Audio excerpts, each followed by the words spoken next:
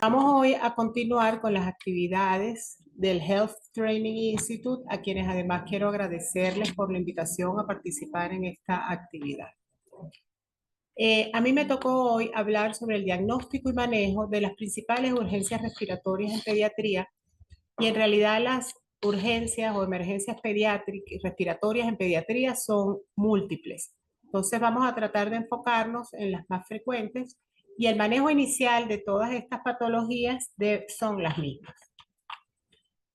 Vamos a, presentarme. Yo soy médico pediatra intensivista, profesora asistente de la Cátedra de Puericultura y Pediatría de la Universidad de los Andes y coordinadora de la emergencia pediátrica del Instituto Autónomo Hospital Universitario de los Andes. Las emergencias pediátricas son una de las principales causas de consulta en pediatría. La severidad de estos cuadros es muy variada. Puede ir desde cuadros muy leves, autolimitados, hasta cuadros severos que pueden poner en riesgo la vida de nuestros pacientes. Juan. Entonces, ¿qué planteamos nosotros que es dificultad respiratoria? Pues es la necesidad que tiene ese niño, nuestro paciente, de hacer un mayor esfuerzo respiratorio para conseguir una mejor ventilación pulmonar y que se oxigenen todos sus tejidos. Desde el punto de vista clínico, nosotros tenemos datos que nos orientan a precisar qué grado de dificultad respiratoria tienen nuestros niños. Así tenemos que uno de los primeros es la presencia de retracciones o tiraje. Tenemos el tiraje intercostal, como vemos aquí en la pantalla, el tiraje subcostal. Además vemos, estos son los que se presentan más tempranamente y que son de menor gravedad. Luego tenemos el tiraje supraesternal y supraclavicular, que esos se presentan en los niños cuando ya el cuadro es un poquito más severo. Y el aleteo nasal es esa apertura que vemos de las fosas nasales y que nos dice que ese niño tiene como sed de aire. Ese niño necesita vencer las resistencias de las vías respiratorias para poder entre aire a las mismas. Y otro de los que vemos con frecuencia es la presencia de cianosis. Sin embargo, el primer signo que se nos altera en el niño cuando presenta dificultad respiratoria y dependiendo de la severidad, va a ser la alteración de la frecuencia respiratoria. Y tenemos que tener en cuenta que la frecuencia respiratoria de los niños se modifica según la edad. En un recién nacido que tenga 40 respiraciones, 50 respiraciones por minuto, eso se considera normal. Sin embargo, si yo tengo un niño mayor de 5 años que tiene 40 o 45 de frecuencia respiratoria, ya ese niño está con muchísima dificultad respiratoria. Y otra cosa que tenemos que tomar en cuenta en cuanto a la frecuencia respiratoria, que no solo la taquipnea quiere decir que el niño está mal. A veces cuando el niño está bradipneico, también nos dice que ese niño se está agotando, reconociendo nosotros que la capacidad pulmonar de los niños es menor y que la masa muscular también es menor, que el diafragma tiende a cansarse y agotarse. Entonces, cuando nosotros tenemos un niño con dificultad respiratoria y que tiene signos marcados de dificultad, pero está bradipnéico, ese es un indicativo de que muy probablemente ese niño va a hacer una parada respiratoria. Entonces, tenemos que tomar este parámetro muy en cuenta. Luego tenemos que el niño es vulnerable a presentar dificultad respiratoria por algunas características propias, tanto funcionales como anatómicas de su vía aérea. Entonces aquí tenemos inicialmente, pues la vía aérea del niño es más pequeña en diámetro, el calibre es más pequeño con respecto a la del adulto. Entonces cualquier grado de inflamación va a disminuir en un gran porcentaje el calibre de esta vía aérea. También tenemos que la laringe del niño es más anterior y superior, como vemos en las imágenes, y además la epiglotis, fíjense aquí, del lado izquierdo de la pantalla, como tenemos el velo del paladar y la epiglotis. Fíjense la cercanía que hay aquí. Y en el adulto, fíjense dónde está el velo del paladar y dónde está la epiglotis. Entonces, esto hace que cualquier edema de esta zona va a producir una obstrucción mucho más marcada en el niño que con el adulto. Además, tenemos la rigidez de la zona subglótica, aquí donde está el cartílago cricoide. El cartílago cricoide envuelve la vía aérea y si hay inflamación, esto es una zona rígida. Entonces no tiene hacia dónde disipar esa presión y va a disminuir muchísimo el calibre de la vía aérea. Otras características que tenemos las vemos aquí donde está la imagen de la epiglotis del lado izquierdo de la pantalla, donde se puede ver muy claro la epiglotis que tiene forma de omega. Tenemos aquí, ya va que el apuntador no me está marcando. Y no lo veo. Bueno, donde la epiglotis es de forma de omega, que los tejidos son muy laxos y que todos los cartílagos están muy unidos entre sí y todos tienen ese tejido laxo que tiende a inflamarse con mayor facilidad. Fíjense de este lado de la pantalla que tenemos el del adulto, donde los tejidos ya están más formes, se ven más cartilaginosos y vemos que los espacios o las estructuras están más separadas entre sí. Entonces, esto quiere decir que al inflamarse estas zonas, que además se dematiza menos porque los tejidos ya no son tan laxos, entonces no va a producir la obstrucción que puede producir en nuestros niños. Y otro dato importante es que los cartílagos de los niños no son tan formes como los cartílagos del adulto. Entonces, cuando el niño hace esfuerzo respiratorio y aumenta la presión negativa intratorácica, estas estructuras tienden a colapsarse.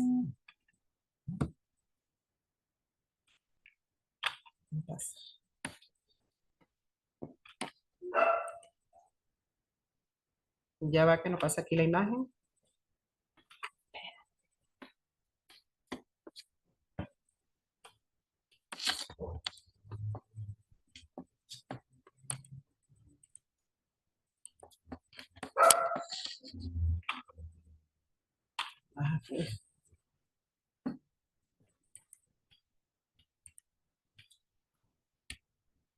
Allá, ok. Ahora tenemos nos llegó el niño, la mamá lo trae al área de emergencia o a nuestra consulta porque el niño tiene dificultad respiratoria. ¿Qué es lo primero que nosotros hacemos? Y esto es en casi todas las patologías que implican emergencias, es la evaluación inicial. Esta evaluación inicial se hace con el triángulo de aproximación pediátrica.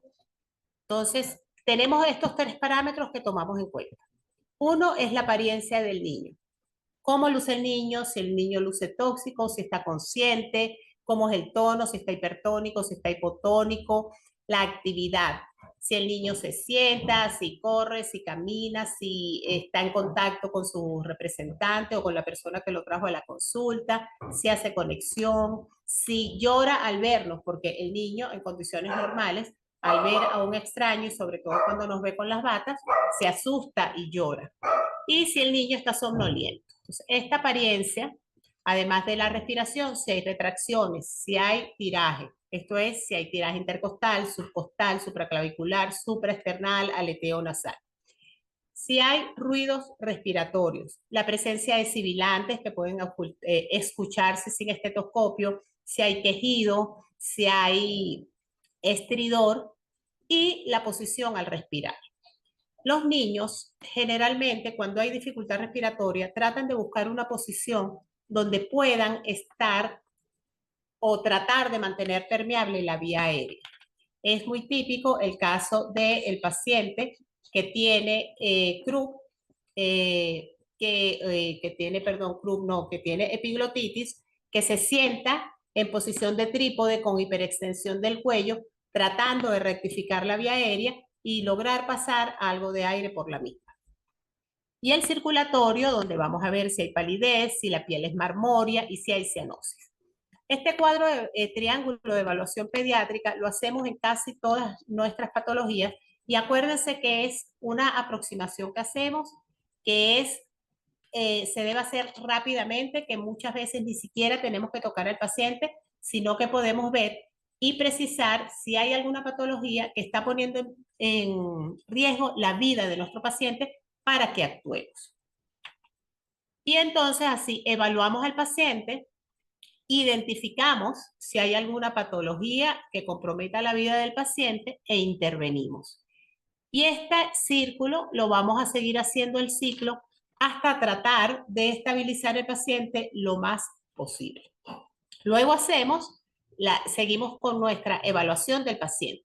Verificamos que la vía aérea esté permeable, que no haya cuerpos extraños, que no haya edema de la vía aérea, que el niño pueda respirar. Luego la ventilación, si el niño está cianótico, si el niño no está cianótico, si el niño está respirando, cómo es la frecuencia respiratoria, si veo que hay ruidos respiratorios y la saturación del paciente. Y finalmente vemos la circulación. La circulación, pues lo vamos a precisar a través de la frecuencia cardíaca, la tensión arterial, la presencia o no de cianosis, y eso nos dice si el paciente está bien perfundido y además si está bien oxigenado. Luego, en cuanto a si el paciente tiene algún déficit, esto es para evaluar la parte neurológica, entonces si el paciente está consciente, si está inconsciente, si responde espontáneamente o si responde solo a la voz. Y cuando hacemos preguntas al niño en estas condiciones, recuerden que según la edad debemos hacer preguntas que son sencillas. Preguntarle al niño su nombre o su edad, el nombre de la mamá o del papá o del representante que esté allí, porque a veces entonces hacemos preguntas complejas, ¿dónde estás? ¿Qué te pasó? Y el niño en ese momento no es capaz de responder esas preguntas, entonces decimos que el niño está desorientado. Luego vemos si el niño no tiene ningún tipo de respuesta y ver la necesidad de intubar al paciente para estabilizarlo. Y la exposición es simplemente desvestir al niño a ver si hay allí estigmas de trauma, si hay sangramiento activo, si hay algún trauma penetrante por arma blanca o traumas propiciados al niño por alguna persona. Lo ideal sería que mientras nosotros estamos haciendo la primera parte, si hay alguien en el sitio que pueda ir desvistiendo al niño y verificando esta parte para adelantar tiempo. Luego que nosotros hacemos esto y tenemos al niño estable, entonces allí sí debemos hacer un adecuado interrogatorio de los familiares. ¿Qué pasó?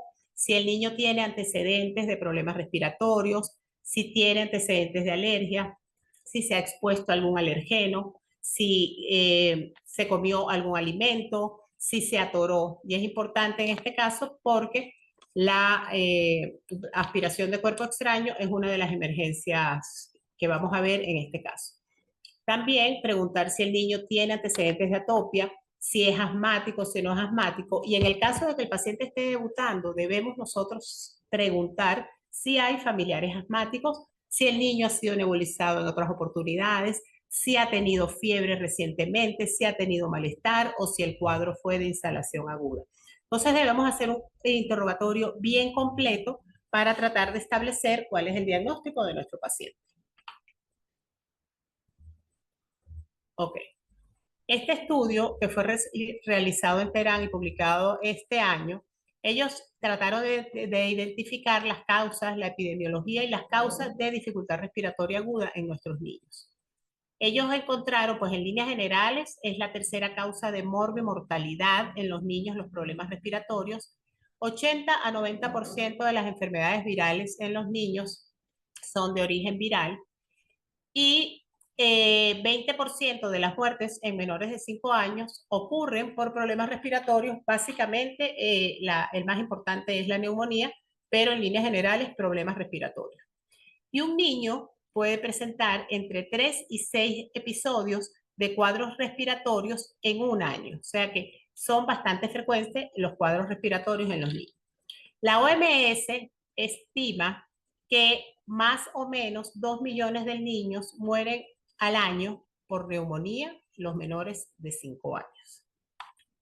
En este estudio ellos encontraron que había en todos los cuadros respiratorios predominio del sexo masculino, una relación más o menos de 2 a 1, y eso es lo que uno consigue en casi todas las patologías respiratorias en los niños, y que los signos más frecuentes eran la taquipnea y las retracciones o el tiraje. Luego encontraron que cuáles fueron las principales causas de consulta: asma, neumonía, sepsis, croup o laringotraqueobronquitis, bronquiolitis y aspiración de cuerpo extraño. Nosotros vamos a basar en el asma, no vamos, a pesar de que neumonía tiene una alta incidencia, porque eso es tema de otra clase, la laringotraqueobronquitis y la aspiración de cuerpo extraño. Entonces, el asma. ¿Qué es el asma? Según GINA, que es el Global Initiative for Asthma, es una enfermedad heterogénea que se caracteriza por inflamación crónica de las vías aéreas. Y se define porque este niño ha tenido frecuentemente tos, dificultad respiratoria, sibilantes, opresión torácica y respiración entrecortada. Muchas veces los niños no nos pueden manifestar esa sensación de respiración, de opresión torácica, o porque no la pueden expresar. Pero todos los otros síntomas son clínicos y nosotros los podemos valorar.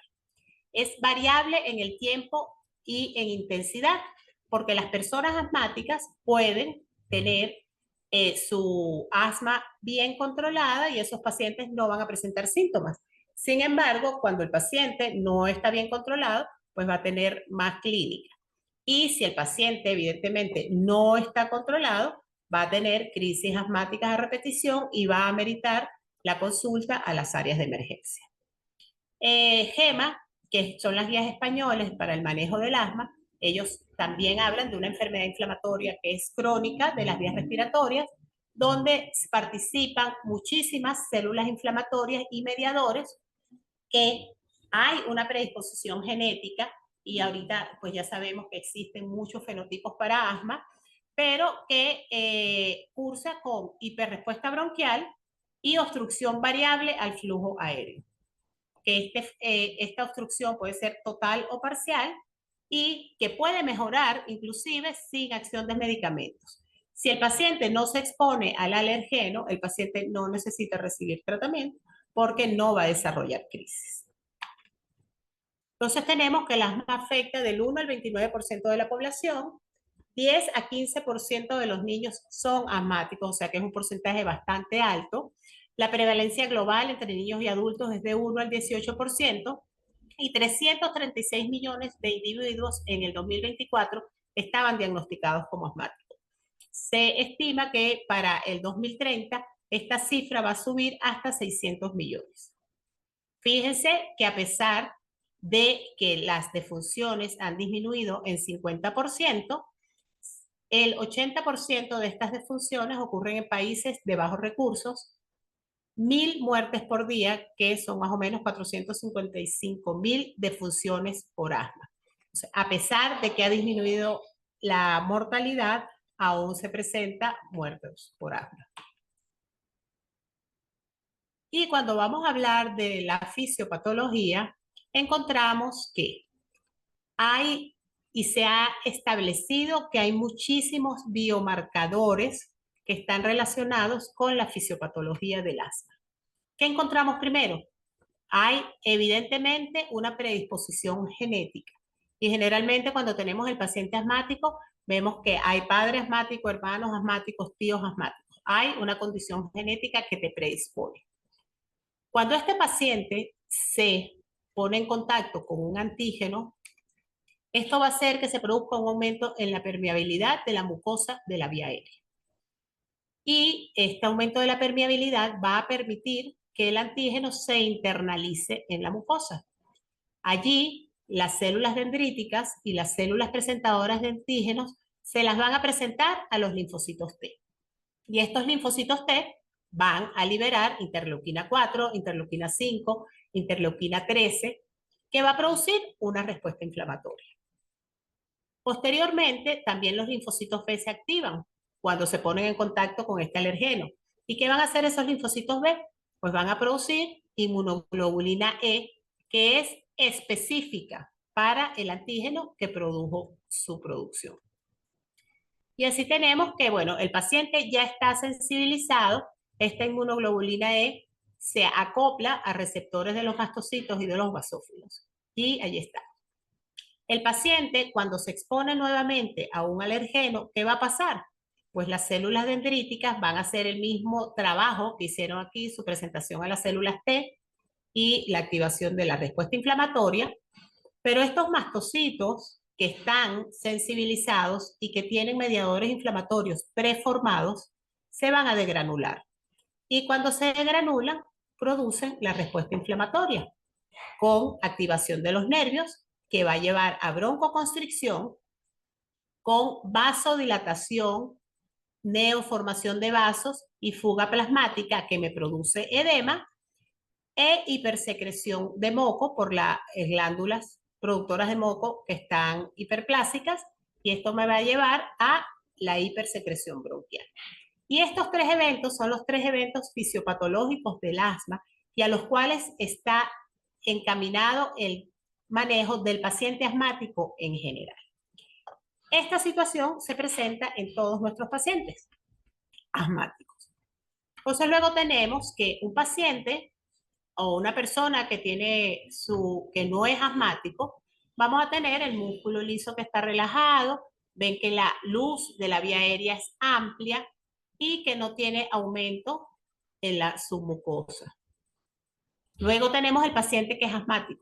Este paciente, fíjense, como hay ya la mucosa está inflamada, hay disminución del calibre de la vía aérea y tenemos moco en esa vía aérea.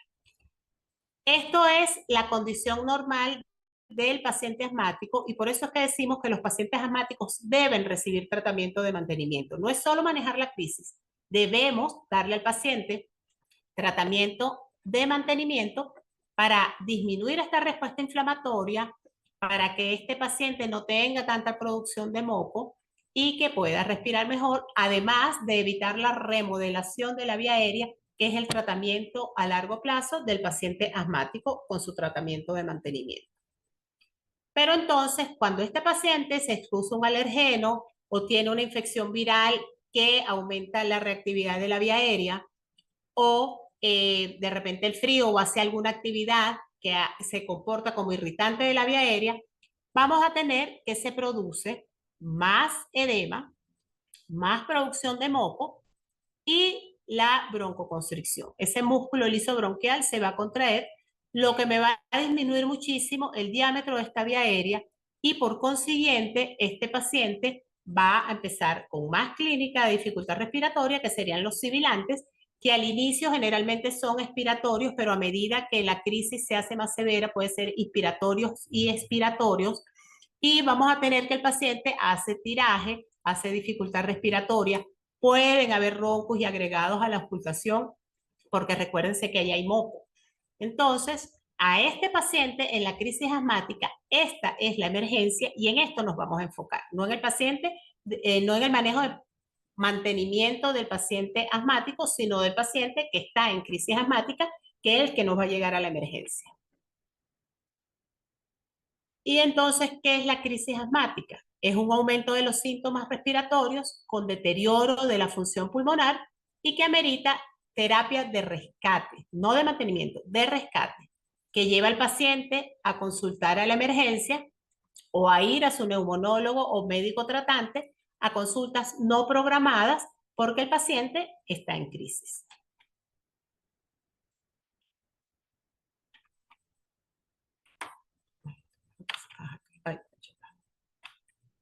Ya va que se me pasaron dos. Ok. Ok. Entonces tenemos que la crisis asmática tiene una aparición que casi siempre está muy bien definida. Como nosotros estamos tratando con niños, entonces está el representante, el cuidador, la mamá, y nos dice, bueno, es que el niño ayer fuimos para una fiesta y comió chupeta y él empezó la tos. O ayer se mojó cuando salimos del colegio y empezó con tos. O aumentó la tos, porque muchos de estos niños generalmente tosen algo. Entonces, generalmente siempre está bien definida el por qué se presentó la crisis, a no ser que sea un paciente que esté debutando y que no sepan los familiares a qué se expuso que le desencadenó la crisis. Luego tenemos que es de instalación aguda, pero puede ser subaguda. Entonces aquí tenemos el paciente que tiene un cuadro viral y a medida que pasan los días se va inflamando esa vía aérea, se van liberando los mediadores, se hace esa vía aérea irritable y los síntomas van progresando poco a poco o de instalación aguda, que son casi todos los cuadros, del 80 al 90% de los cuadros son de instalación aguda, donde es ese caso que les decía, se puso el alergeno y empezó la clínica y el niño estaba perfecto previo a la aparición de los síntomas. Y estos síntomas, los que ya hablamos, respiración entrecortada, sibilantes, tos y opresión torácica. Y los desencadenantes son muchísimos, porque el asma es una enfermedad que es multifactorial. Y tratar de controlar todos los posibles desencadenantes no es tan fácil. Entonces, el niño que vive con fumadores es fumador pasivo y puede presentar crisis de asma y es un factor de riesgo para ser asmático. Los limpiadores domésticos, todo lo que utilicemos en la casa que tenga aroma, que tenga perfume, que es ahora que utilizamos ambientadores y humidificadores para que todo huela bien, ese es un factor muy irritante de la vía aérea. Los ácaros, los perfumes, el polen transmitido por las abejas, las infecciones virales, la humedad, las cucarachas, las mascotas tienen, allí hay un poquito de controversia. Se habla de un factor protector en algunos casos, pero en general pueden producir alergia y simplemente pues haciendo las pruebas de alergia se puede determinar cuál es el causante. Y el asma desencadenada por el deporte y es ese niño que cuando lo llevan a practicar su deporte, entonces empieza con tos. O cuando se agita en una fiesta, empieza con tos.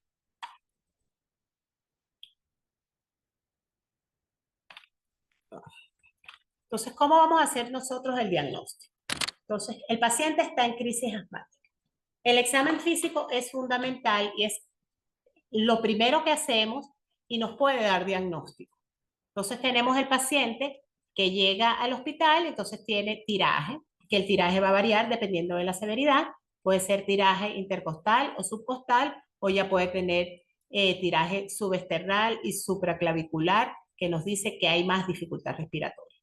La presencia de sibilantes es casi que patognomónico, si no vamos a hablar de repente de bronquiolitis o cuando tenemos algún paciente con broncoaspiración de cuerpo extraño, pueden tener sibilantes, pero lo más característico es que si el paciente tiene dificultad respiratoria y tiene sibilantes, nosotros pensemos inicialmente en asma. El paciente puede estar o no desaturado y eso va a depender del tiempo de evolución de la crisis, de qué tanto compromiso hay de la ventilación. Inicialmente no están desaturados y a medida que la crisis se hace más severa, sí se van a desaturar. Puede estar irritable o con somnolencia y ahí va a depender del grado de hipoxia que tenga nuestro paciente.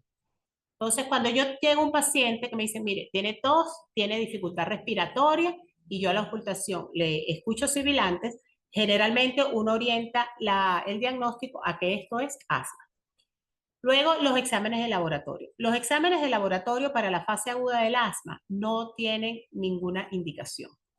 Sí podemos hacer nosotros, si después quiero estudiar al paciente, si quiero catalogarlo, si quiero saber si en realidad es asmático o no, si él está debutando, entonces yo voy a pedir inmunoglobulina E específica, eosinófilos en moco nasal para ver si el paciente tiene una base atópica. Puedo, la medición del óxido nitroso me dice que hay una inflamación eosinofílica de la vía aérea. Entonces son parámetros que podemos utilizar para el manejo del asma o para hacer diagnóstico, pero no en la fase aguda. De repente yo podría hacer una hematología completa, me va a decir el paciente tiene un proceso viral, pero no me da diagnóstico de asma. En cuanto a los rayos X, se discute mucho si el paciente asmático yo tengo que hacerle unos rayos X. Y en realidad, como les digo, la clínica es muy característica, entonces yo puedo iniciar tratamiento sin haber hecho los rayos X. Pero en el caso de que yo haga los rayos X, ¿qué voy a ver? Pues lo que se ve aquí en la imagen. Se ve una placa, esta está un poquito rotada, pero una placa AP donde vemos que los arcos costales están horizontalizados porque hay atrapamiento de aire. Y si ustedes ven en la placa, se ve bien negritos los campos pulmonares porque este paciente lo que tiene es aire en esos pulmones. Podemos ver aquí algo de reforzamiento parailiar, pero acuérdense que también hay moco, que muchas veces nuestros residentes confunden esto con neumonía, pero en realidad esto es reforzamiento parailiar y esta es la placa característica de un paciente asmático. Cuando hay mucha experticia y la gente ve con cuidado las placas, puedes ver este engrosamiento bronquial. Bueno, este es el paciente que ya es asmático, que es un asmático crónico, que generalmente ya están diagnosticados y se ve que esa vía aérea está engrosada. Entonces, ¿cuándo solicito yo una rayos X o es necesario hacer una rayos X en el paciente asmático? Cuando yo estoy sospechando alguna complicación. Entonces, si yo estoy sospechando que el paciente tiene atelectasia o que hay una neumonía o que hay una aspiración de cuerpo extraño, entonces yo debo solicitar. Pero para hacer diagnóstico no hace falta. Los antecedentes son muy importantes en el caso de asma. Porque, ¿qué vamos a preguntar nosotros? Bueno, si el niño tuvo eczema durante los primeros 3 meses de vida, si lo han tenido que nebulizar en alguna otra oportunidad, si tose con frecuencia, y los familiares, si hay familiares asmáticos. Entonces nosotros utilizamos, se utiliza el índice predictivo de asma. El índice predictivo de asma me dice que ese niño tiene una probabilidad de ser asmático. No me da diagnóstico, pero en los niños chiquitos, en los que no podemos hacer espirometría, me dice que ese niño yo lo tengo que manejar como un niño asmático hasta que pueda realizarle la espirometría. Entonces, si yo tengo un niño que tiene sibilancia frecuente, más de 3 episodios de broncoespasmo en un año, entonces yo tengo que plantear que ese niño probablemente es asmático. Entonces, tenemos criterios mayores y criterios menores. Los criterios mayores, eczema o dermatitis alérgica en los primeros 3 años y antecedente de asma de uno de los padres, el papá o la mamá. Entonces, si el niño tiene uno o el otro, yo puedo suponer o predecir que ese niño muy probablemente sí va a ser asmático y que yo voy a iniciarle tratamiento hasta que él pueda realizarse una espirometría para evitar la remodelación de la vía aérea a largo plazo. Y los criterios menores, que serían rinitis alérgicas en los primeros 3 años y sibilancias no asociados a resfriados comunes. Y este dato es muy importante porque el niño cuando hace gripe, cualquier resfriado común, puede tener sibilantes. Y esto es por lo que les decía del calibre de la vía aérea. Si la vía aérea es pequeña, cualquier grado de inflamación va a disminuir mucho su calibre y esto va a hacer que el niño tenga sibilancias. Y además que cuando la vía aérea está inflamada, que el aire tiene que pasar a través de un espacio que es más pequeño, se crea turbulencia, disminuye las presiones en esas vías aéreas y esto hace que tiendan a colapsarse. Entonces es importante preguntar si el niño ha tenido fiebre, si ha tenido malestar, cuando le han dicho que tiene esa sibilancia. Y la eosinofilia periférica mayor del 4% en los primeros 3 años, que me dice que, bueno, ahí hay algo que es alérgico. Y entonces ya yo digo, bueno, si mi paciente tiene una crisis asmática y debo calificarlo o colocarlo en qué severidad está nuestro paciente. Entonces, hay bastantes escalas para decir si un paciente es asmático o no. Yo generalmente les recomiendo que utilicen las escalas que son más clínicas y que son fáciles de tomar. O sea, aquí tenemos la presencia de tiraje, que son las retracciones, la frecuencia respiratoria, recuerden siempre tomar la frecuencia respiratoria según la edad, la frecuencia cardíaca, cómo es la entrada de aire, si la entrada de aire es simétrica, si no es simétrica, y si hay cianosis o no. Y tenemos esta escala de Time que toma frecuencia cardíaca, frecuencia respiratoria, perdón, sibilancias, cianosis y retracciones. Ellos aquí colocan la saturación que aumenta el puntaje. Entonces, los vamos a clasificar en crisis leves, crisis moderadas o crisis graves y dependiendo de esta clasificación va a depender el tratamiento del paciente. Gina hace una aproximación aquí más clínica. Entonces dice que si es leve a moderada, si el paciente puede hablar pero habla en frases, si se mantiene sentado, si está taquipneico pero no está agitado, no hay uso de músculos accesorios, con frecuencia cardíaca entre 100 y 120, acuérdense que eso también lo tenemos que tomar en cuenta con la edad, si la saturación está entre 90 y 95, y si el flujo expiratorio es pico es mayor al 50% de lo esperado. Y esto es importante porque esto se hace en pacientes que ya están diagnosticados, en los que tenemos ya cuáles son sus flujo expiratorio pico, y con eso los pacientes asmáticos llevan su control. Es severa si pues solo puedo decir palabras aisladas, si se inclina hacia adelante e hiperextiende el cuello tratando de rectificar o de abrir la vía aérea, frecuencia cardíaca mayor de 120, con saturación menor de 90 y con el flujo expiratorio, el pico menor del 50% de lo esperado. Y este paciente, cuando está obnubilado, desorientado, esto compromete la vida. Este paciente ya, cuando hicimos la aproximación primaria, este paciente ya debe estar en UCI y muy probablemente intubado.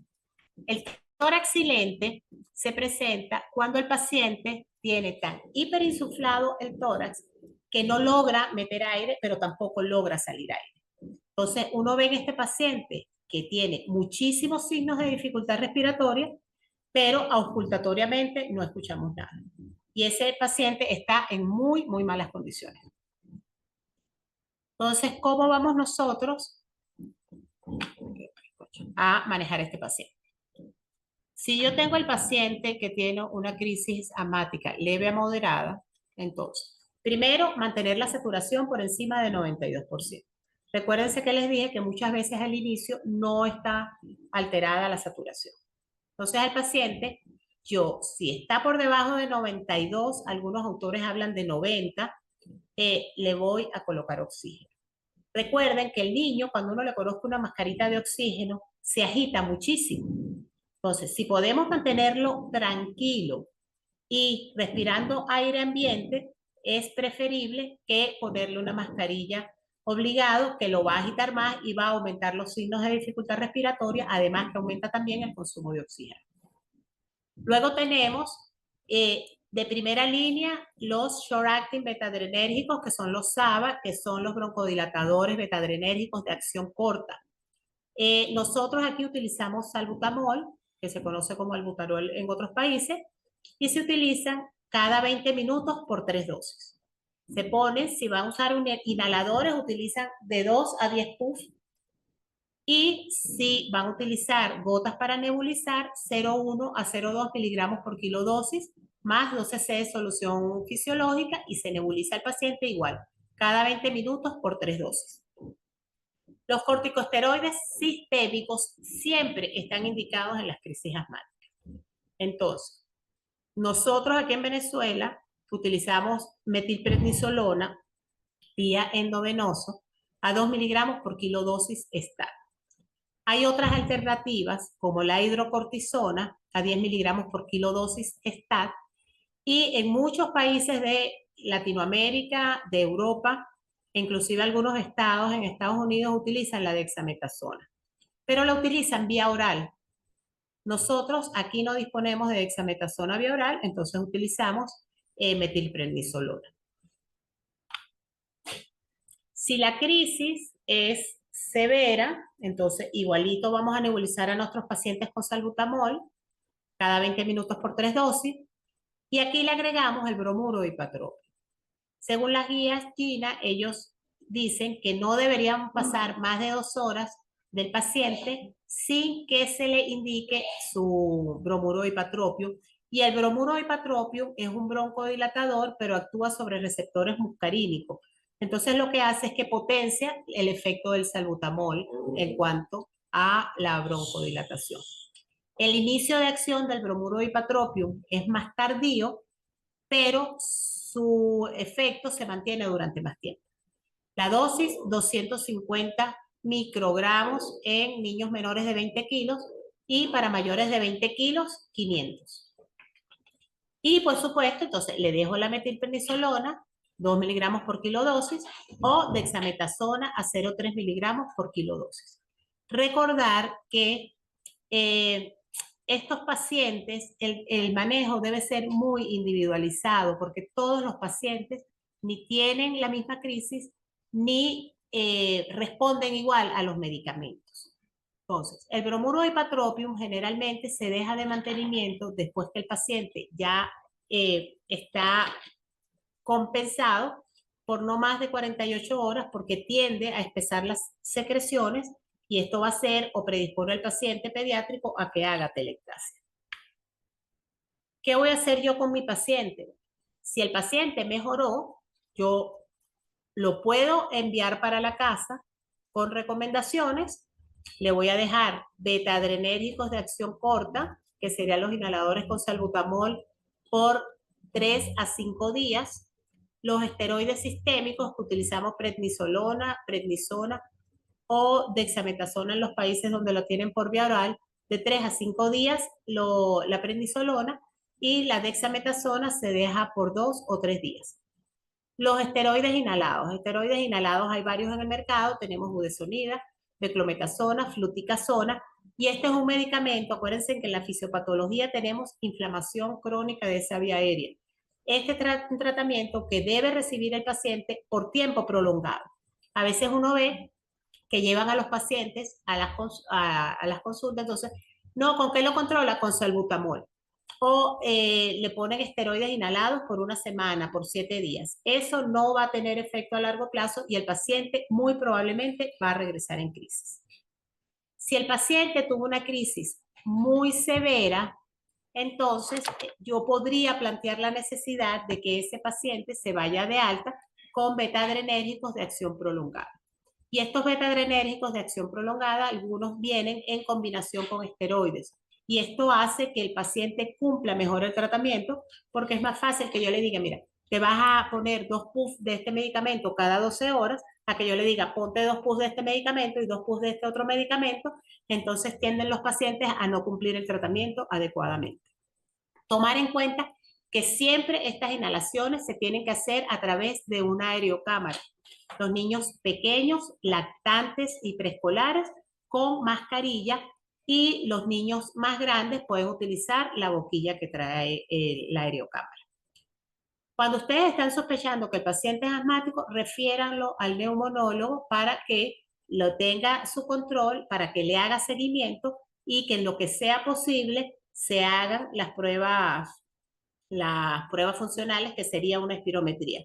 Y en todo caso, para que descarte diagnósticos alternos. Educar a la familiar, porque el niño va a depender de lo que hagan en la casa. Entonces yo le tengo que explicar al familiar o a la persona responsable del niño, bueno, cuáles son los posibles alergenos. Las medidas ambientales son fundamentales para el manejo del paciente asmático. Y muy, muy importante, evitar el alergeno si lo hemos identificado. Ok. Si el paciente en vez de mejorar no está mejorando, entonces yo puedo utilizar sulfato de magnesio, que actúa como un broncodilatador. Las dosis son, nosotros aquí utilizamos 50 miligramos por kilo, pero hay sitios en España tienen indicado en sus esquemas 40 miligramos por kilo dosis, con un máximo de 2 gramos.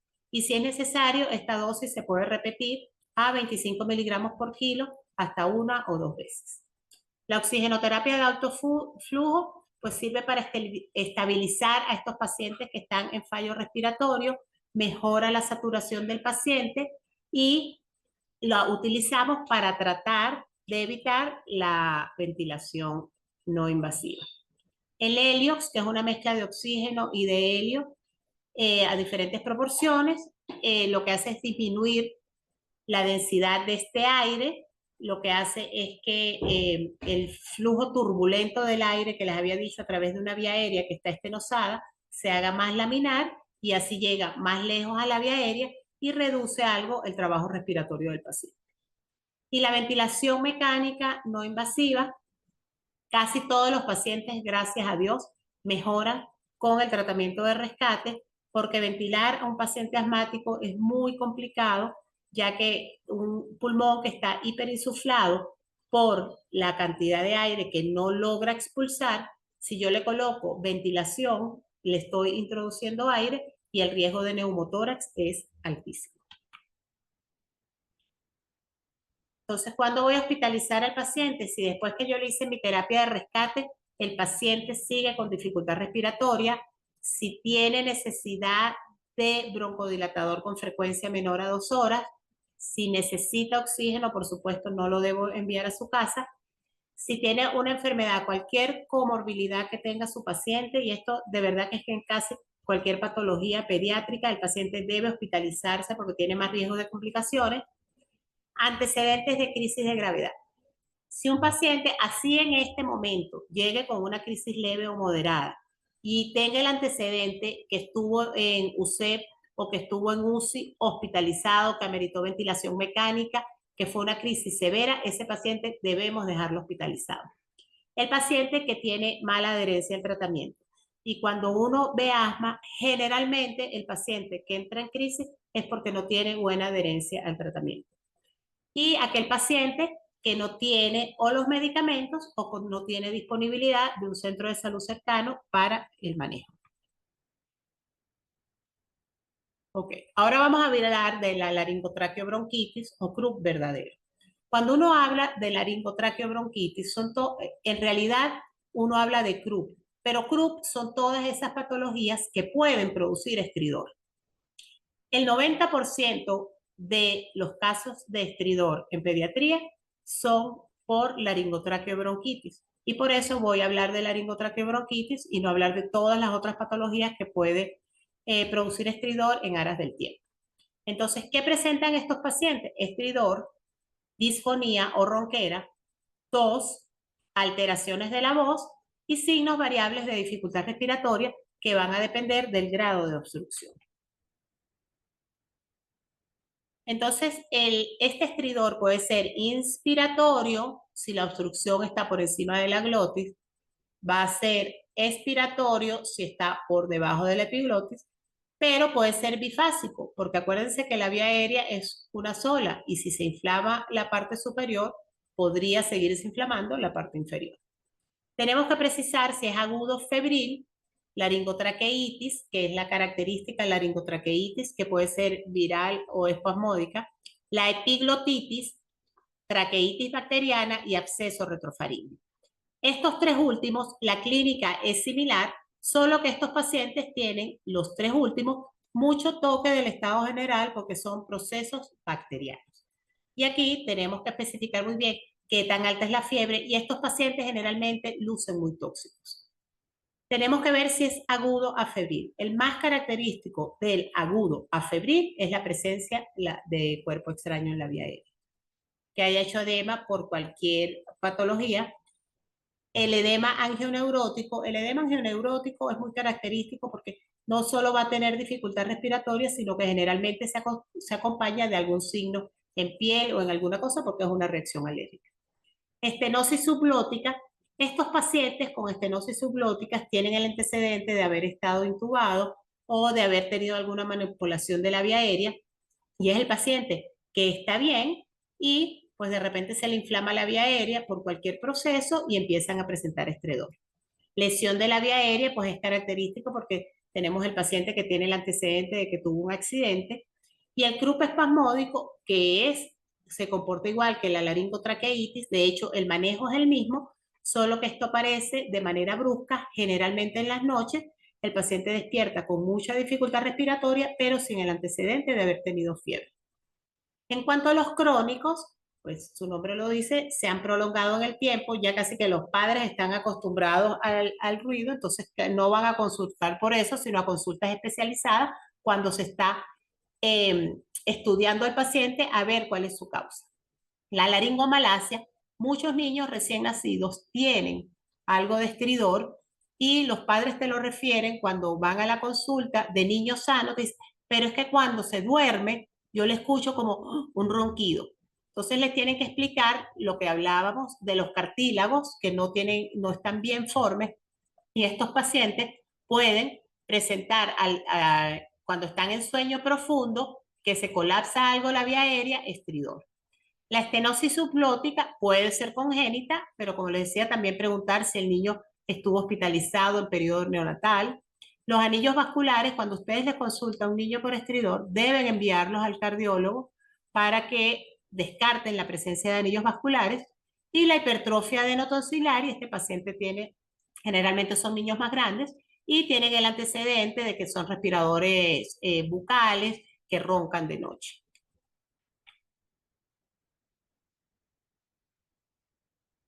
Ok, entonces el croup verdadero es una enfermedad de etiología viral, siempre viral, y esto es importante porque no necesita antibióticos.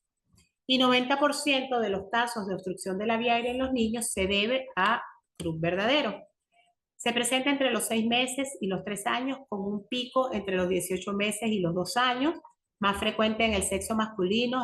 Algunos hablan de una relación 2:1 y otro de 1,5:1, pero es más frecuente en el sexo masculino, frecuente en los meses de abril y octubre, y son esas fechas donde en los países donde tienen estaciones coincide con la primavera, cuando hay muchos alergenos en el aire, o con otoño, invierno, donde hay mayor humedad. Hospitalizaciones, pocas, entre el 1 y el 15% de los pacientes se hospitalizan, algunos autores hablan del menos del 5%, y 5% de recurrencias, sobre todo en los pacientes que tienen croup espasmódico. En cuanto a los virus, el virus para influenza 1 y 3 producen el 75% de estos cuadros, y luego tenemos casi todos, como pueden ver aquí en la lámina, son virus, y por allá el micoplasma pudiese producirla, el herpes, sarampión, adenovirus y varicela. Pero en líneas generales, para influenza es en el que siempre pensamos cuando hablamos de croup. Y bueno, se transmite de persona a persona, entonces es típico en las guarderías que hay un niño enfermo y tose, y al rato están todos los niños enfermos, y eso lo pueden preguntar ustedes cuando hablan con las mamás si hay otros niños enfermos donde está el niño. Bueno, se coloniza el epitelio de la laringe y la tráquea, eso se edematiza, se inflama, produce exudado fibrinoso y disminuye el calibre de la vía aérea, por eso el paciente tiene estridor. Y vamos a tener que, bueno, puede tener rinorrea y hialina y tos seca porque es un proceso viral, es la típica que uno dice, bueno, el paciente está resfriado, con fiebre baja, coriza, disfonía y signos, como les decía, variables de dificultad respiratoria dependiendo del grado de obstrucción. Pero la triada característica es esta: la tos traqueal, que algunos dicen tos perruna, tos metálica, tos encajonada, pero es muy característica y de verdad que suena como un perrito ladrando. Entonces, cuando ustedes vean que un paciente tiene tos perruna, es lo primero que tienen que pensar es en croup. La presencia de estridor, que es ese sonido ronco que se escucha, que no es más que el reflejo de la turbulencia que se crea cuando el aire pasa a través de una vía aérea que está más estrecha, y signos y síntomas de obstrucción que van a depender del grado de obstrucción. Puede haber aleteo nasal, tiraje subcostal, intercostal. Ok. Y el diagnóstico va a ser siempre clínico. Solo con la clínica ustedes pueden hacer diagnóstico. Si yo le hago al paciente unas rayos X de cuello, vamos a ver el signo de punta de lápiz, que es muy característico y se ve clarito cuando uno tiene un paciente con croup. Generalmente en el croup sí da chance de hacer una rayos X porque el paciente tiende a estar muy estable. Puede haber exudado nasofaringio y yo puedo hacer serología para influencia, virus sincitial. Sin embargo, en casi ningún sitio, ni en los países de bajos recursos, ni en los de altos recursos se hace porque son costosos. Y pues, como está tan clara la clínica y la incidencia y la etiología no ha variado en el tiempo, generalmente solo cuando quieren hacer estudios de prevalencia hacen estudios serológicos. Tenemos que plantear la severidad. Tenemos la escala de Wesley, que esa es la que se produce, la que se utiliza. Si es menor de 3 puntos, vamos a tener que es leve, moderado de 3 a 7, severo de 8 a 11. Y si el paciente tiene más de 12 puntos, ese paciente está en insuficiencia respiratoria. Y tomamos en cuenta la presencia de estridor, si es en reposo, si no es en reposo, si es audible con el estetoscopio o sin el estetoscopio, la presencia de tiraje, ventilación, cómo es la entrada de aire en ese paciente, si hay cianosis o no, y el nivel de conciencia. Y dependiendo de la severidad, iniciamos tratamiento. Entonces, si es leve, la mayoría de los pacientes con estridor que tienen una laringotraqueobronquitis puede tratarse de manera ambulatoria. Sin embargo, este paciente le debo colocar la dexametasona. Le voy a colocar tratamiento sintomático. ¿Qué es tratamiento sintomático? Bueno, que le den bastante líquido, que si tiene fiebre le den para la fiebre y no mucho más. Los antihistamínicos, no se utilizan de rutina. los mucolíticos, porque en realidad no hacen mayor cosa. Y observar al paciente, se le deben dar recomendaciones a la madre y se le debe indicar también que puede repetir el cuadro en la noche. Entonces, que debe estar pendiente. La dosis de dexametasona que utilizamos nosotros aquí es de 0,6 miligramos, pero ya le voy a mostrar unos estudios donde varían la dosis. Si es moderado, según la escala de severidad, entonces oxígeno si el paciente está desaturado. Y es muy importante en todos estos casos de dificultad respiratoria tratar de mantener al paciente lo más tranquilo posible. Si el paciente lo puede tener la mamá cargado, calmando, lo que él esté en una posición cómoda, sería lo ideal. Tratar de que no se agite porque eso va a empeorar la dificultad respiratoria y cuando el niño hace esfuerzo respiratorio, eso aumenta el colapso de la vía aérea. La dexametasona, fíjense las dosis 0,15 a 0,6. Entonces, se utilizan 0,15, 0,25, 0,3, 0,6. En los diferentes países utilizan diferentes dosis. Nosotros aquí utilizamos 0,6. Y en muchos países que tienen vía oral, la utilizan vía oral inclusive en los casos severos. Nosotros aquí la utilizamos, si el paciente ya es moderado, debe tener una vía, lo utilizamos endovenoso. Pero si no tiene vía, se puede utilizar intramuscular. O budesonida nebulizada, que es esteroides también, 2 miligramos por kilo. Sin embargo, este tiene un periodo, un inicio de acción más tardío. Si el paciente está entre moderado y severo, debo utilizar adrenalina. La adrenalina se coloca nebulizada. ¿Qué pasa con la adrenalina nebulizada? Bueno, que produce vasoconstricción y al producir vasoconstricción disminuye el edema de la mucosa. Esta se debe utilizar 0,5 ml por kilo, máximo 5 ml de la adrenalina de 1 en 1000. Es importante que sepan que si yo utilizo adrenalina, a este paciente lo tengo que dejar en observación porque la adrenalina tiene un efecto de más o menos 2 horas. Su inicio de acción es más o menos a los 10 minutos, pero hasta 2 horas es su efecto. Claro, esto es esperando que ya el esteroide desinflame. Sin embargo, tiene un efecto de rebote. Entonces, si yo le pongo la adrenalina al niño, va a mejorar de una vez, porque a los 10 minutos mejoró. Pero si yo le mando a la casa y a las 2 horas hace ese efecto de rebote, puede obstruir muchísimo la vía aérea y esto va a hacer que el niño se complique. Entonces, si ponen adrenalina, siempre dejar en observación por lo menos unas 3, 4 horas. Si el paciente mejora, lo mando para su casa.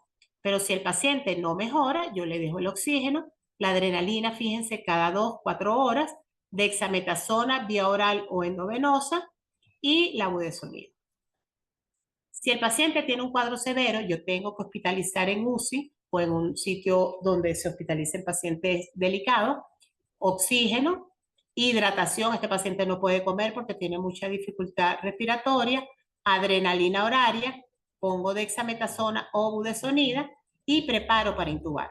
A veces es preferible, si el paciente tiene mucha dificultad respiratoria, hacer una intubación temprana como profiláctica para evitar que el paciente se me complique y que cuando yo trate de intubarlo no pueda hacerlo y tengo que hacerle una traqueostomía.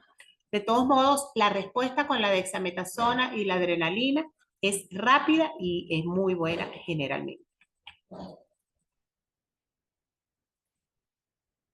Ok, este estudio, ellos lo que hicieron fue comparar los diferentes esteroides que se utilizan en CRU y ¿qué encontraron ellos? Que la dexametasona es el de elección, sobre todo por su rápido inicio de acción y por el costo. Es más económica que los otros esteroides. Se puede utilizar por vía oral, endovenosa o intramuscular. La dexametasona versus la prednisolona, ellos encontraron que, bueno, la prednisolona, el inicio de efecto es un poquito más tardío, pero no hubo diferencias estadísticamente significativas entre el tiempo de hospitalización, el tiempo de disminución de los síntomas y las reconsultas. Y este otro estudio de dexametasona versus budesonida, sí encontraron pues la dexametasona superior, porque la budesonida el efecto un poquito más tardío y estos pacientes sí tendrían a reconsultar. En cuanto a la inhalación del aire húmedo, el aire húmedo se utilizó por mucho tiempo para tratar los pacientes con CRUD. Sin embargo, ellos encontraron que, ya va, que se me pasó esto aquí, que cuando uno hace estudios de medicina basada en la evidencia, ¿qué encontraron ellos? Pues que en realidad, si tú le pones al paciente aire húmedo o no le pones aire húmedo, la evolución es la misma.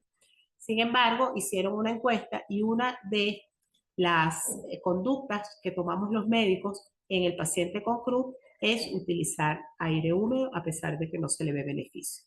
En cuanto al Helios, no se encontró mayor beneficio en los pacientes con CRUD. Y este estudio, que es del año pasado, ellos lo que hicieron fue que a los niños que ingresaban al centro hospitalario con CRUD, a todos les ponían dexametasona, a un grupo lo enviaban al patio del hospital literalmente, donde estaba a menos 10 grados centígrados, no, por debajo de 10 grados centígrados, y el otro grupo sí los dejaban en las instalaciones del hospital. Ellos encontraron que los niños a los que sacaron al patio, la mejoría fue más rápida. Y eso tiene sentido porque el aire frío produce vasoconstricción de la vía aérea y mejora la clínica. Sin embargo, no se está estipulado que se haga como rutina, pero que sí elaborar instalaciones de repente en los centros hospitalarios donde el paciente pueda estar a 10 grados, por debajo de 10 grados centígrados. Esto para diagnóstico diferencial, básicamente la laringitis, la epiglotitis y la laringotraqueobronquitis. Los gérmenes son diferentes. La edad de presentación es más alta en la epiglotitis y en la laringotraqueitis bacteriana, si es más cercana a la de la laringitis aguda.